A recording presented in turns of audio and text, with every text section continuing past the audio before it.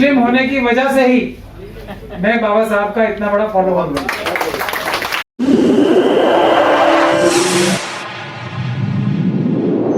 इस news channel पर जो भी वक्ता ने कहा वो उसकी अपनी राय है, जिसकी पुष्टि नेशन न्यूज इंडिया नहीं करता। धन्यवाद। और हमारे मुस्लिम भाइयों ने शायद मुस्लिम होने की वजह से ही बाबा साहब डॉक्टर भीमराव अंबेडकर को, जब वो अपने सबसे बड़ा जिंदगी का आंदोलन कर रहे थे जिसमें उनकी जान भी जा सकती थी, महान आंदोलन में, तब भी मुस्लिम भाई बहनों ने उनका सहयोग किया था। और एक और महत्वपूर्ण कार्य था, जो आज हम लोग ये इतना मजबूत देश देख रहे हैं, इससे भी मजबूत और विश्व गुरु ऑटोमेटिक होता अगर बाबा साहब डॉक्टर भीमराव अंबेडकर को प्रधानमंत्री प्रपोज किया जाता। मुस्लिम समाज ने उन्हें हर उस कोशिश को नाकाम करके, जो उन्हें कॉन्स्टिट्यूएंट असेंबली में जाने के लिए साजिश रची जा रही थी, उसको नाकाम करके उनको कॉन्स्टिट्यूएंट असेंबली में भेजा। तो मुस्लिम समाज तो उनके साथ ही था, तो वो एक कंसेंसस कैंडिडेट हो सकते थे। और भारत अभी अमेरिका से भी ज्यादा ताकतवर होता, कंबाइंड यूरोप से ज्यादा ताकतवर होता, चाइना रशिया से ज्यादा ताकतवर होता अगर कंट्री का डिवीजन ना होता। और डिवीजन ना होने का सबसे बड़ा हमारे पास हथियार और औजार था बाबा साहब डॉक्टर भीमराव अंबेडकर। खैर, ये तो विशफुल थिंकिंग है, हम लोग सबका नुकसान हो गया, पूरे भारतवासियों का नुकसान हो गया। लेकिन उसके बावजूद भी बाबा साहब डॉक्टर भीमराव अंबेडकर को कॉन्स्टिट्यूएंट असेंबली में पहुंचाने के बाद दुनिया की कोई ताकत उन्हें संविधान का निर्माता होने से नहीं रोक सकती थी, क्योंकि वो सबसे ज्यादा समझदार, उस वक्त के सबसे ज्यादा पढ़े लिखे, सबसे ज्यादा दानिशमंद इंसान थे। अंदर जाना, हम लोगों की विडंबना क्या है, उस घेरे के अंदर जाना। घेरे के अंदर पहुंचते ही तो बाबा साहब डॉक्टर भीमराव अंबेडकर होता है, फिर कोई सामने नहीं होता। घेरे के अंदर साजिश करके नहीं जाने दिया जाता, घेरे के अंदर ले जाने का काम बाबा साहब डॉक्टर भीमराव अंबेडकर ने इस संविधान के माध्यम से किया। ये उनका सबसे बड़ा कंट्रीब्यूशन, उस घेरे से अंदर ले जाने की खिड़की और दरवाजा खोलने का काम। उसके बाद तो हम सब लोग खुद ही देख लेते हैं। ये बाबा साहब डॉक्टर भीमराव अंबेडकर इसलिए महान नहीं थे, मैं ये बात सबके सामने खुलेआम कहता हूं कि वो सबसे ज्यादा पढ़े लिखे थे। इसलिए भी महान नहीं थे कि वो सबसे ज्यादा लंबा रास्ता तय करके सबसे ज्यादा पढ़े लिखे हुए, सबसे ज्यादा मुश्किलें झेल के सबसे ज्यादा पढ़े लिखे हुए, सबसे ज्यादा विद्वान हुए। ये भी उनकी सबसे बड़ी खासियत नहीं थी। उनकी खासियत सबसे बड़ी ये थी कि पूरी दुनिया एक तरफ हो गई। उनके अपने लोगों ने, ये सच है ना, सब जानते हैं इस बात को, उन्होंने जूते, चप्पलें, अंडे, टमाटर मारे उनके अपने लोगों ने। उसके बावजूद भी उन्होंने इंसाफ और बराबरी का रास्ता पूरी दुनिया के खिलाफ होने के बावजूद नहीं छोड़ा, और आने वाली नस्लों को इंसाफ और बराबरी का रास्ता दे के गए ये संविधान के। ये उनकी सबसे बड़ी खासियत थी। पढ़ लिख तो कोई भी सकता है, कोई भी पढ़ लिख सकता है, जिसको मौका मिलेगा वो भी, और जिसको ज्यादा विद्वान होगा बिना मौके के भी पढ़ लिख सकता है। ये थी बाबा साहब डॉक्टर भीमराव अंबेडकर की खासियत कि पूरी दुनिया खिलाफ थी संविधान को ऐसा बनाने में। ये बोलते हैं ना सब लोग, अभी हमारे सेक्रेटरी साहब ने भी बहुत अच्छी तरह से आर्टिकुलेट किया, मैं अपने लफ्जों में कर रहा हूं आर्टिकुलेट, कि इतना बड़ा अच्छा संविधान का ये मतलब नहीं है किस लैंग्वेज में लिखा, अच्छी लैंग्वेज में लिखा, यहां से उठा के लिखा, वहां से उठा के लिखा, ये सब चलिए हम छोड़ देते, मान लिया, कंसीड कर दिया सब। बाबा साहब को कुछ नहीं आता था। इस संविधान की रूह अगर बाबा साहब नहीं होते तो वो नहीं होती। आर्टिकल 14 नहीं होता, आर्टिकल 19 नहीं होता, पार्ट 3 नहीं होता। ये है उनका कंट्रीब्यूशन। ये लिखाई पढ़ाई ये सब छोटी बातें हैं, कोई भी कर सकता था, मानते हैं, कोई भी कर लेता।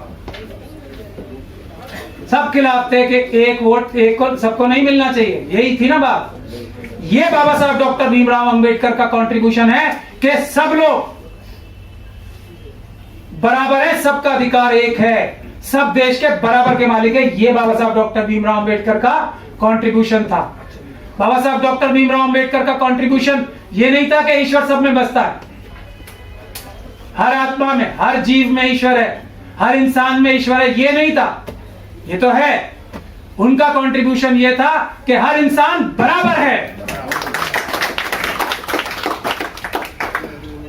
ईश्वर तो सब छोटे बड़े सब में बसता है, लेकिन कोई छोटा बड़ा नहीं है। ये बाबा साहब डॉक्टर भीमराव अंबेडकर का कंट्रीब्यूशन। और ये तब था, महिलाओं से ही शुरू करूं। क्या क्या था महिलाओं के बारे में? बाबा साहब ने रिजाइन क्यों किया था? महिलाओं के लिए, महिलाओं को बराबरी दिलाने के लिए अब से इतने साल पहले रिजाइन किया था। बाबा साहब को लिमिट नहीं किया जा सकता। बाबा साहब का कंट्रीब्यूशन है कि हमारा देश आज एक है, और जो लोग इस संविधान को कमजोर करने की कोशिश कर रहे हैं ना, वो देशद्रोही हैं।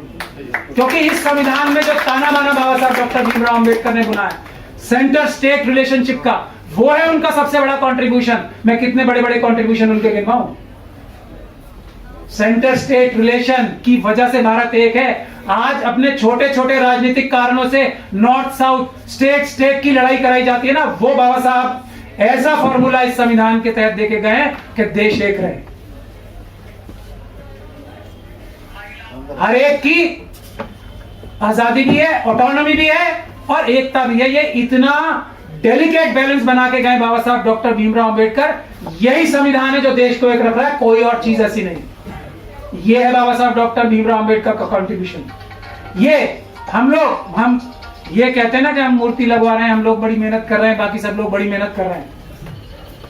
बाबा साहब का स्टैचू हर कोर्ट में क्यों होना चाहिए और आज तक नहीं है, तो ये हमारी कमी है, हमारी मिस्टेक है, जिसको हमें सही करना चाहिए। क्यों? क्योंकि सुप्रीम कोर्ट को, जुडिशियल सिस्टम को पार्लियामेंट के भी ऊपर रखने का काम डॉक्टर साहब बाबा साहब डॉक्टर भीमराव अंबेडकर ने किया। ये हम लोगों का कंट्रीब्यूशन है हमारी लीगल फ्रेटर्निटी के लिए। पार्लियामेंट कानून बनाएगी इस संविधान के टेस्ट स्टोन पर, टेस्ट करके उसको गलत साबित करने का काम बाबा साहब डॉक्टर भीमराव अंबेडकर ने दिया, क्योंकि वो इतने विजनरी थे। ये है उनका कंट्रीब्यूशन। और इसीलिए हर एक जुडिशियल सिस्टम में, हमारे लीगल सिस्टम में काम करने वाले हर एक इंसान को जो फायदा उठाता है और अपनी ताकत बढ़ाता है, उसकी पहली जिम्मेदारी है कि बाबा साहब डॉक्टर भीमराव अंबेडकर का स्टैचू सबसे प्रोमिनेंट जगह, हर जगह होना चाहिए। क्यों होना चाहिए उसके रीजन मैंने बताया। सुप्रीम कोर्ट को पार्लियामेंट के लॉज ओवररूल करने की ताकत दी है, हाई कोर्ट्स को दी है, केयांस कॉन्स्टिट्यूशन है। एक और जो उनका सबसे बड़ा कंट्रीब्यूशन है, आज जो SC ST OBC माइनॉरिटी के लोग हैं, या जो कमजोर लोग हैं, जो महिलाएं हैं, जो गरीब हैं, जो पीड़ित प्रताड़ित हैं, वो इसका फायदा महसूस कर रहे हैं। एक ऐसा भी समय आएगा जो लोग आज इंजॉय कर रहे हैं, जब उनको जरूरत पड़ेगी तब बाबा साहब डॉक्टर भीमराव अंबेडकर का यह संविधान उनको बराबरी का अधिकार दिलाएगा। यह बाबा साहब का कंट्रीब्यूशन है।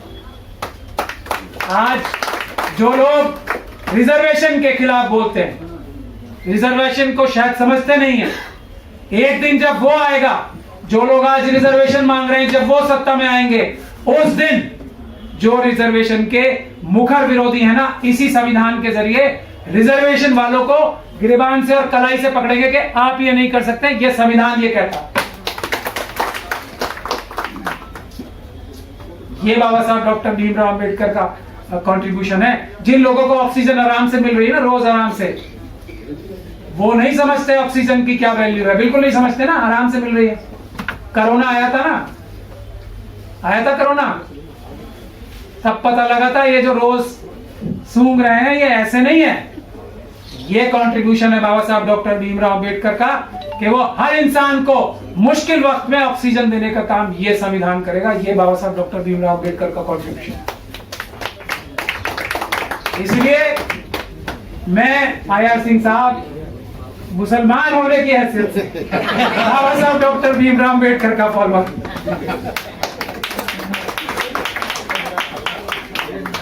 अब जहां तक ये उसकी बात है स्टैचू का। मैं अय्यर सिंह साहब ने मुझे याद दिलाया था कि मैं भी ना भाग जाऊं। जहां जहां जिस भी बार में दिल्ली की हाई कोर्ट से लेकर सुप्रीम कोर्ट तक अगर हमारी बार को या हमारे जुडिशियल सिस्टम को पैसे की फाइनेंशियल कमी पड़ती है तो मेरी तरफ से ओपन ऑफर है, मैं हर एक जगह मूर्ति का फाइनेंस करेगी हमारी मिशन सेफ का। तो पैसे की बात नहीं, बात हमने सुप्रीम कोर्ट को भी लिखी थी कि पैसे का बिल्कुल भी इंतजार नहीं करना है। आप लोग सिर्फ तय करो, जगह तय करो, परमिशन दो। पैसे कम पड़ रहे होंगे तो हम पूरे करेंगे, अगर बिल्कुल जीरो होंगे, बाबा साहब की मूर्ति के लिए किसी के पास पैसे नहीं है तो मिशन सेव कॉन्स्टिट्यूशन खड़ा है, हम देंगे। दूसरी बात, अब बस मैं अपनी बात खत्म करूंगा। दूसरी बात यह है महत्वपूर्ण कि जब अगले कभी भी प्रोग्राम होगा तो मैं बाहर से निवेदन करता हूं, बाहर के ऑफिस मेरा चले गए तो मैं ये कह रहा हूं बिग बॉस से कि 5,000 रुपए तो दे देंगे हम ही लोग अपने चंदा वंदा करके। यहां जबरदस्त लंच का इंतजाम बाहर की जिम्मेदारी है, वो हम रिक्वेस्ट करते हैं। 5,000 रुपए हम दे देंगे, बाहर दे या न दे, मेरी तरफ से लंच होगा जी। जबरदस्त। और ऐसा नहीं है, बार हमेशा साथ रही है हमारे और हमेशा रहेगी, क्योंकि हम मैं जरा चालाक आदमी हूं ना, तो जब आप देने के मूड में है बाहर तो कुछ ज्यादा ही गिर। तो बस इन्हीं बातों के साथ बाबा साहब को हमें याद रखना चाहिए और उनको याद रखने का सबसे अच्छा तरीका है कि उनके आदर्श जो हमें सिखा के गए उस पे ज्यादा से ज्यादा चलने की कोशिश करें। अगर हम थोड़ा भी चल लेंगे तो ये देश इस हालत में भी, आज के समय में भी दुनिया का सबसे ताकतवर देश होगा। किसी चाइना, किसी पाकिस्तान, किसी अमेरिका, किसी देश की इतनी हिम्मत और मजाल नहीं होगी कि हमारे देश की तरफ टेढ़ी आंख करके देख सके। फर्क सिर्फ जरूरत इस बात की है कि इस संविधान के ऊपर अमल करना लोग शुरू करें। लोग संविधान की शपथ लेके उसके साथ धोखा करते हैं, इसके हम निगहबान बने, हम लोग संविधान के चौकीदार बने कि कोई भी व्यक्ति जो संविधान की शपथ लेता है, किसी भी पद पे जाता है, वो संविधान की झूठी शपथ न ले। अगर वो शपथ तोड़े तो उसकी सबसे बड़ी सजा हम सब लोगों को मिलकर तय करनी चाहिए। जय भीम, जय भारत, जय संविधान।